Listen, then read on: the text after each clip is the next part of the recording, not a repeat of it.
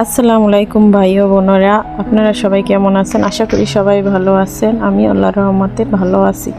আজকে আপনাদের জন্য নিয়ে এসেছি একটা মজাদার খাবার। এইটির নাম হয়েছে মৌলবি কচু। আমার হাতে লাগানো কচু, অনেকে বলে সাহেব কচু। তো কচুটাকে ভালো কেটে নিয়ে একটু পানি দিয়ে ভাপ দিয়ে নিলাম, যাতে গলা চুলকায় না যেন, এই জন্য ভাপ দিয়ে নিয়েছি। তো পেঁয়াজ কুচি, রসুন কুচি ভালো করে ভেজে লাস্টে দিয়ে দিলাম একটু চিংড়ি মাছ বাটা। তারপর ভালো করে হলুদ মরিচ দিয়ে নেড়ে চেড়ে লাস্টে দিয়ে দিছি কচুটাকে ভালো করে কষিয়ে নিয়েছি। এই কচুতে আবার অনেকের অ্যালার্জি আছে, আমাদের আবার কারো অ্যালার্জি নেই, এই জন্য কোনো সমস্যা নেই। আর এই কচুটা খেতে খুবই সুস্বাদু, গলাও চুলকায় না আর কাটলে হাতও চুলকায় না।